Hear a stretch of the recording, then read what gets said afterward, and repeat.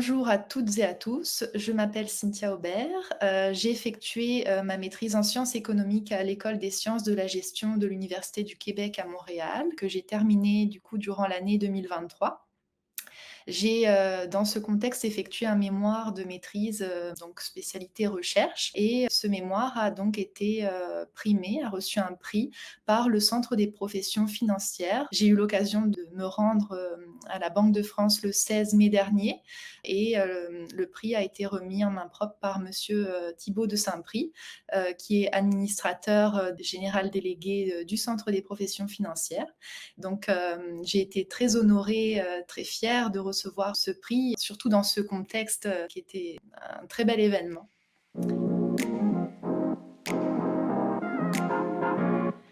J'ai découvert, le concours, international des mémoires de l'économie et de la finance grâce à ma codirectrice Andrée Deserre, qui était, professeure invitée à Paris-Dauphine et qui a connu dans ce contexte l'existence de ce concours. Et j'ai déposé donc ma candidature, fin décembre 2023, tout juste après avoir reçu en fait la mention, finale, de mon mémoire, donc la mention excellent pour participer au concours.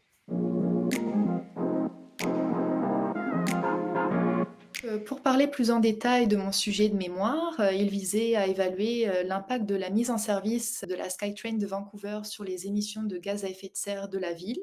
Donc cette étude a été, réalisée, avec les données disponibles en ligne en fait, donc ça a été un gros travail de collecte de données entre les années 2004 et 2016. Les données m'ont servi à développer en fait un contrôle synthétique, grâce à des codes MATLAB et R.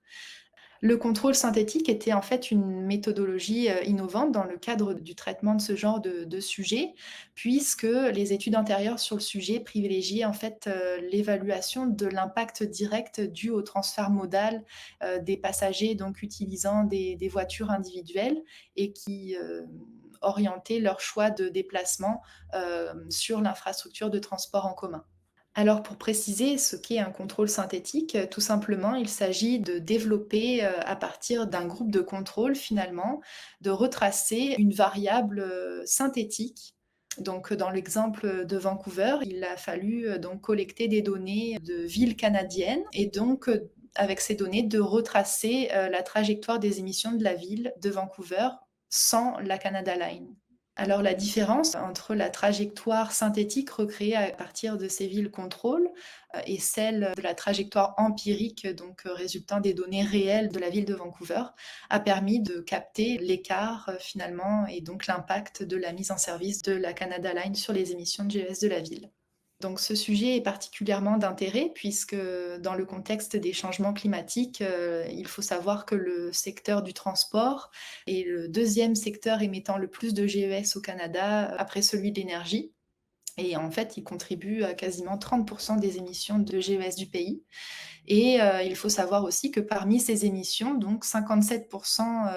étaient attribuables au déplacement de la population canadienne, en 2021, dont 30 uniquement, liés à l'usage des voitures individuelles.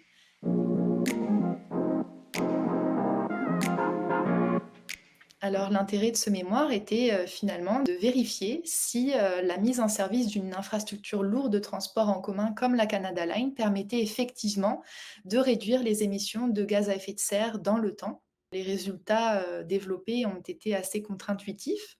puisqu'on a trouvé que la mise en service de la Canada Line a finalement engendré une hausse des émissions de gaz à effet de serre de la ville, et ce, avec un effet ayant perduré dans le temps. Donc, on a estimé à peu près à environ 9 des émissions de la ville, en 2011,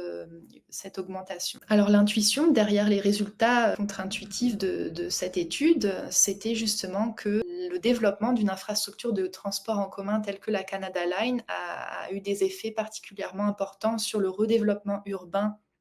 de la ville de Vancouver, engendrant donc une hausse particulièrement élevée, des loyers et engendrant,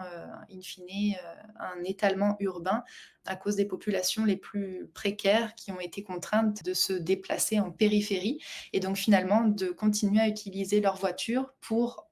prendre la ligne de transport en commun à ses extrémités. Alors, quelques recommandations ont été soulignées dans le cadre de la discussion de ce mémoire, particulièrement sur le type d'infrastructure, parce qu'il semble que d'après les résultats de la littérature, les infrastructures de type tramway, un SkyTrain, permettraient de contrer ces effets négatifs. Des investissements en logement abordable sont également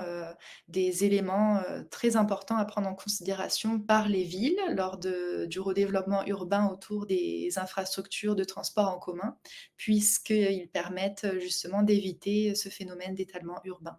Donc finalement, la conclusion de cette étude, c'est que pour qu'un investissement dans un moyen de transport durable réponde efficacement à son objectif de réduction d'émissions de GES sur le long terme, plusieurs variables devraient être prises en compte, notamment les interactions entre le transport, l'immobilier et le social. Alors des études avec davantage de précision spatiale permettraient peut-être de comprendre mieux les processus micro qui sont en jeu derrière ces changements et donc de mieux intégrer les dimensions sociales, économiques et environnementales affectant les émissions de GES d'une ville.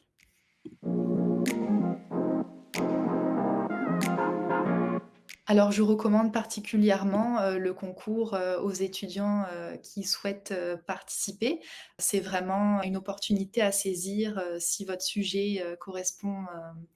à des thèmes d'actualité et effectivement, c'est sûr que la recherche devrait s'intéresser à des enjeux d'actualité et pertinents pour les régulateurs et les décideurs.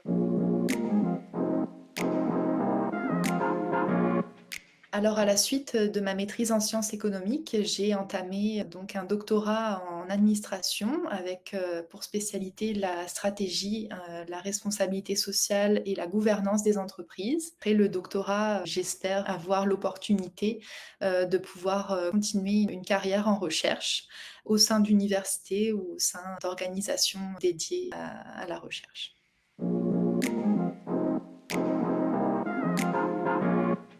D'ailleurs, je tiens à remercier Madame Chevassus et Madame Cerqueira pour leur accompagnement tout au long de la candidature, mais également de la sélection des nominés et puis des lauréats. Elles ont été d'une grande aide et d'une grande générosité et l'événement ainsi que le concours dans sa globalité est une vraie réussite, donc merci beaucoup. Avant de conclure cette entrevue, je souhaiterais tout particulièrement adresser également mes remerciements à mon directeur de recherche, Charles Séguin, qui a été d'une grande patience à mon égard et qui m'a beaucoup aidée dans la réalisation de la recherche et particulièrement dans les aspects techniques de la modélisation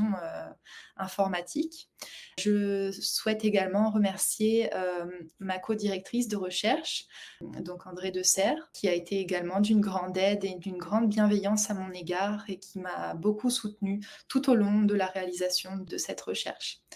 Évidemment, j'ai également une pensée pour l'École des sciences de la gestion et l'Université du Québec à Montréal, qui m'ont offert des conditions exceptionnelles pour la réussite de ma maîtrise et cet apport est vraiment inestimable. Alors un grand merci également au programme